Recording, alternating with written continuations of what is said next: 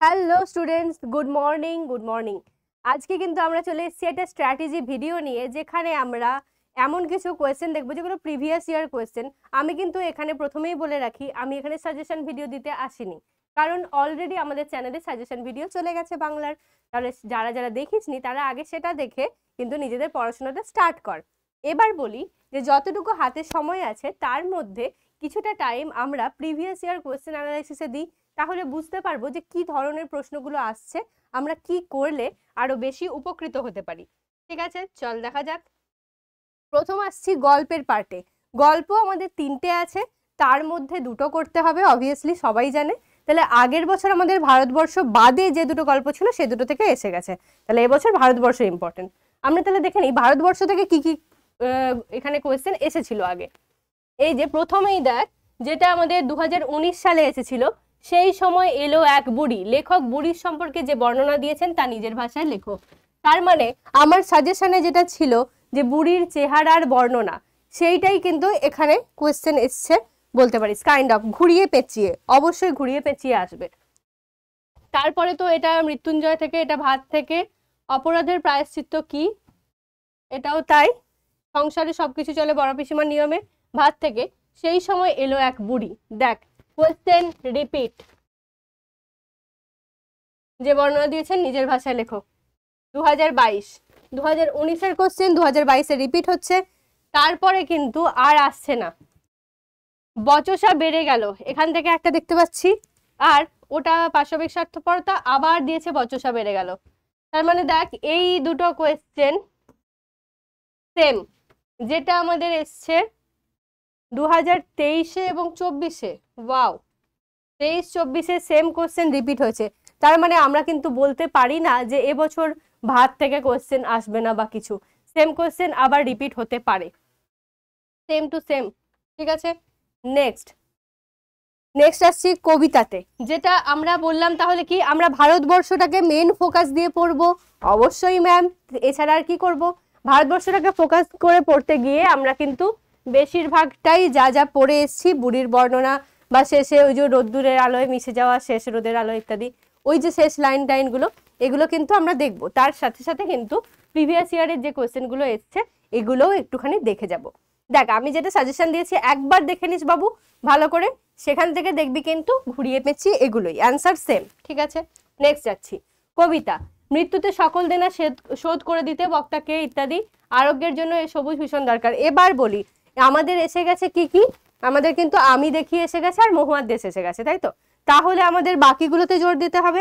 বাকিগুলো জোর দিতে গিয়ে এখানেও আবার সেম, আমি বাকি 3টে কবিতার সাজেশন দিয়ে দিয়েছি, সেখান থেকে অবশ্যই সবকটা পড়ে যাবি। আর তার সাথে সাথে প্রিভিয়াস ইয়ার কোশ্চেনের মৃত্যুতে সকল দেনা শেষ করে দিতে, এটা এখানে আর আসেনি, যতটা দেখতে পাচ্ছি এইটুকুর মধ্যে আসেনি। আরোগ্যের জন্য সবুজ ভীষণ দরকার নেই, এসেছে ভোরের আলোয় নেমে, ইয়েস শিকার থেকে। তাহলে 1 আর 3 আমরা দেখব। অবসন্ন মানুষের শরীর দরকার নেই, আরোগ্যের জন্য সবুজের ভীষণ দরকার। সেম কোশ্চেন এখানে রিপিট হয়েছে। ঠিক আছে, এই দুটো তো দরকার নেই। আমি তা পারি না, ক্রন্দনরত জননীর পাশে, সে কখনো করে না বঞ্চনা, কে? এই কটা কোশ্চেন যেগুলো রাইট চিহ্ন দিলাম, এইগুলো কিন্তু আমাদের এইবারের জন্য ইম্পর্টেন্ট হতে চলেছে। এছাড়া কি, আগুন জ্বললো আবার, তার মানে আবার শিকার থেকে এসছে। এই যে আবারটা কেন, এটা আমার সাজেশনেও আছে, এটা তো একদম স্টার, অবশ্যই করতে হবে। আরোগ্যের জন্য সবুজ ভীষণ দরকার আবার রিপিট হয়েছে, মানে দেখছিস একই কোশ্চেন বারবার রিপিট হচ্ছে। আমি সেই জন্য বলতে চাইছি কি, সাজেশনে আমরা বিভিন্ন রকমের কোশ্চেন তো সাজেস্ট করে থাকি, তার মধ্যেও প্রিভিয়াসে যেগুলো রিপিট মানে হচ্ছে দেখাই যাচ্ছে, তার মানে যেগুলো যেগুলো এসছে আমরা সেগুলোই আবার একবার করে নিই, মাঝে মাঝে শুনি বক্তা কি শুনতে পান, এটা তো দরকার নেই। তাহলে যেগুলো বললাম আগের থেকে, এই 4টে সরি, আর এখানে একটা, তাহলে আমাদের বেশিরভাগ দেখতে পাচ্ছি রূপনারায়ণের কুলে থেকে, তাই তো? তাহলে রূপনারায়ণের কুলে অবশ্যই পড়ে যাব। আর শিকারও, রূপনারায়ণের কুলে শিকার, এই দুটো যদি খুব ভালো করে দেখে যাস, সমস্ত কোয়েশ্চেন যদি করে যাস, তাহলে আশা করছি ওখান থেকেই একটা কমন পাবি। আর ক্রন্দনরত জননীর পাশে হয়তো নাও আসতে পারে। আচ্ছা চলো, এবার হচ্ছে নাটক। নাটকের কি আছে, এটা তো বলেই দিয়েছি তোদেরকে যে নাটক কিন্তু যার যেটা ভালো লাগে সে সেটা করবি। বিভাব নাটকটা তুলনামূলকভাবে উত্তর লেখাটা সহজ, যেহেতু এখানে কোনো ইংলিশ মানে নেই, কোটেশন সেইভাবে সেরকম নেই, যেটা কিন্তু আমাদের নানা রঙের দিনেতে আছে। তাহলে আমরা কিন্তু তাও বলবো যে যেটা ভালোবাসিস, যে যেটা পড়তে পারিস সে সেটা করবি। কি কি রিপিট হয়েছে একবার দেখে নিন। জীবন কোথায়, প্রাক্তন অভিনেতা রজনী চাটুর্যের প্রতিভার অপমৃত্যুর করুণ সংবাদ। এটা তো একটা ভালো কোয়েশ্চেন। এমন সময় হঠাৎ এক সাহেবের লেখা পড়লাম, তাহলে এটা আবার বিভাব থেকে। নানা রঙের দিন নাটকের সূচনায় মঞ্চসজ্জার যে বর্ণনা, এক্স্যাক্টলি এটা আমি বোধহয় দিয়েছিলাম। আমি রোজ লুকিয়ে লুকিয়ে গ্রিন রুমে ঘুমাই চাটুর্য মশাই কোন নাটকের বক্তাকে, এইটাও ইম্পর্টেন্ট কারণ এটা রিপিট হতে পারে।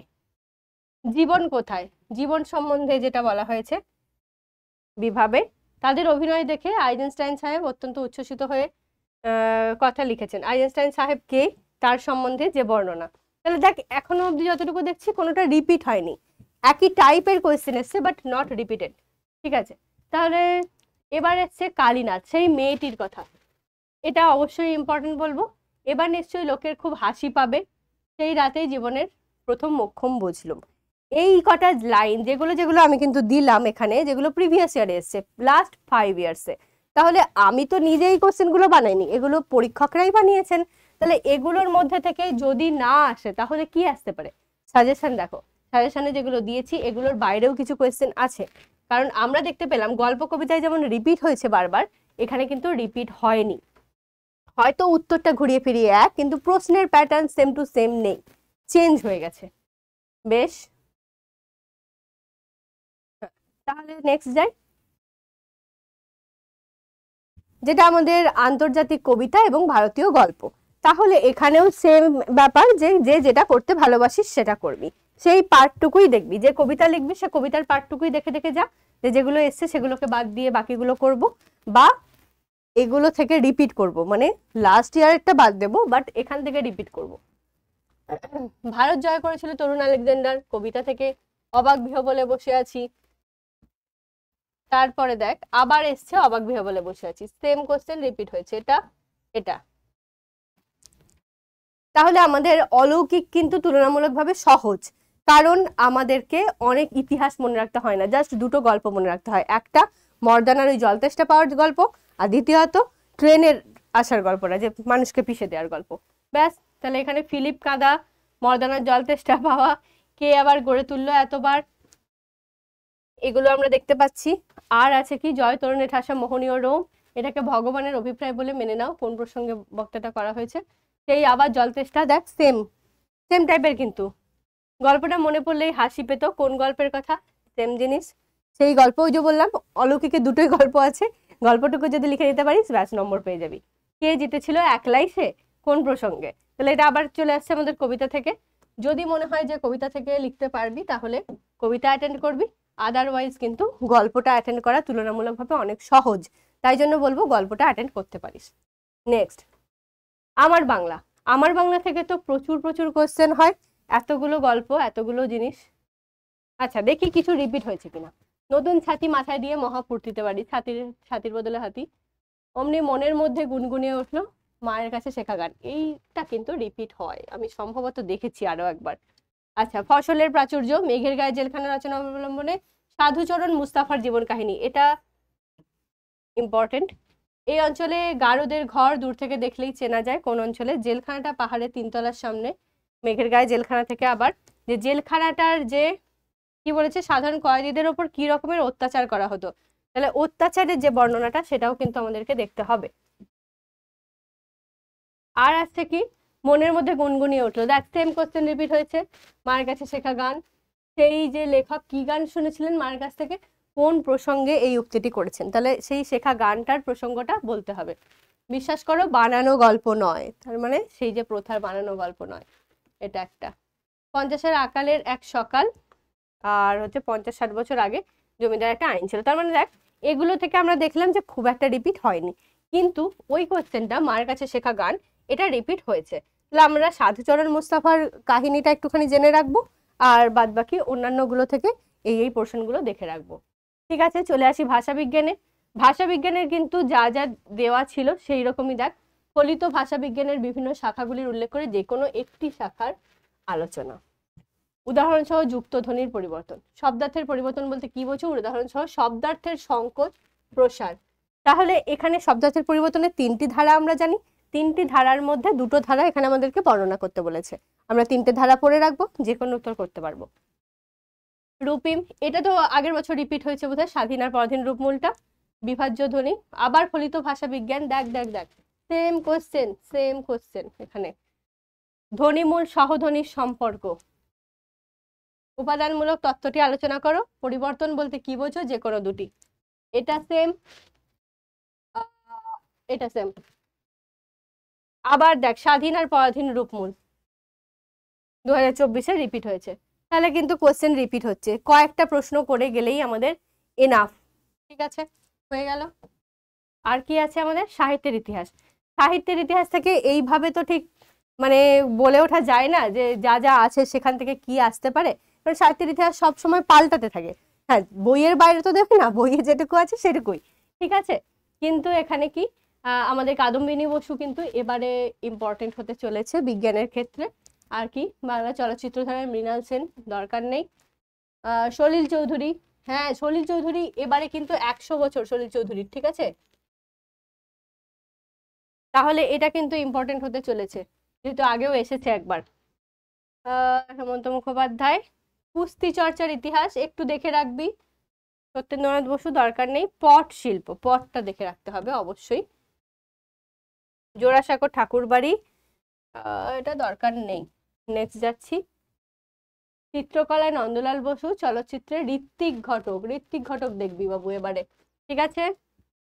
যারা যারা যে পার্টটুকু করবি সেটুকুটাই দেখবি, আমি মেন তো বলছি না, মানে পার্ট ওয়াইজ ধরে ধরে বলছি না, আমি মেন কয়েকটা খালি বলে রাখছি যে কি কি আসতে পারে। আর বাংলা চলচ্চিত্রের ধারায় সত্যজিৎ রায়, এটাও দেখবি। কুস্তি চর্চা দেখ রিপিট হয়েছে, কুস্তি চর্চা রিপিট হয়েছে ক্রীড়া থেকে, তাই তো, ক্রীড়া থেকে কুস্তি চর্চা রিপিট হয়েছে, দেখে রাখবি, অবশ্যই দেখে রাখবি। নগেন্দ্র প্রসাদের আলোচনা, এটাও দেখতে পারিস। আর এটা তো আমাদের 2024-এ সুকুমার রায় বা ইত্যাদি, এগুলো বাদ দিচ্ছে। আমি বলবো গান থেকে একটুখানি যদি দেখিস তাহলে সলিল চৌধুরী অবশ্যই দেখবি, তার সাথে সাথে নজরুল ইসলাম দেখে রাখবি, ঠিক আছে। আর কিন্তু আমাদের সেরকম বলার কিছু নেই। ওকে, তাহলে আমরা যা যা অ্যানালাইসিস করলাম সেখান থেকে বুঝতে পারলাম যে আগের বছরের কোয়েশ্চেন থেকে এবছর কি কি রিপিট হতে পারে, জাস্ট এইটুকুটাই। ওকে, আমাদের কিন্তু আগেও বলে দিয়েছি যে অভিভাবন যেটা সাজেশন ভিডিও সেটা কিন্তু আমার দেওয়া আছে, প্লিজ গিয়ে সাজেশন ভিডিওটা একটু পড়ে নে। কারণ দেখ, আমি একটা ছোট্ট তথ্য এখানে দিয়ে রাখি লাস্টে বিদায় বেলায়, সেটা হচ্ছে যে আমি যে সাজেশন দিয়েছিলাম তোরা হয়তো জানিস যে তোদের কাছেও যেমন আমি নতুন, তেমন কিন্তু ক্লাস 10-এর কাছেও নতুন, ঠিক আছে। কিন্তু আমার এই অভিভাবন বা সাজেশন ভিডিও দেখে কিন্তু 10-এর ছাত্রছাত্রীরা উপকৃত হয়েছে। অনেক মেসেজ এসছে, অনেক ভিডিওস তোরা দেখতে পাবি যে তারা বাইরে বেরিয়ে বলছে যে ম্যামের সাজেশন অনেক হুবহু কমন এসে গেছে। ইভেন মানে বলার কথা নয় যে যেটা অনুবাদ থাকে, ইংলিশ টু বেঙ্গলি অনুবাদ, এই অনুবাদটুকুও প্রায় কাছাকাছি, মানে টপিকটা সেম, এরকম টাইপের এসে গেছে। তো অনুবাদের তো সাজেশন হয় না, তোরা মাধ্যমিক দিয়ে এসছিস, তোরা জানিস। তো সেক্ষেত্রেও কিন্তু সাজেশন অনেক অনেক মিলে গেছে, সেটা আমি থ্যাঙ্কফুল। আর এবার আমি তোদেরকেও বলবো যে আমার সাজেশন ভিডিওটা একটু দেখে নে, আর এই স্ট্র্যাটেজিটা যেটা আমি ফলো করলাম তোরাও একটু 5 ইয়ার্সের কোশ্চেনটাকে ফলো করে নে, ঠিক আছে। চল আজকের জন্য টাটা, বাই।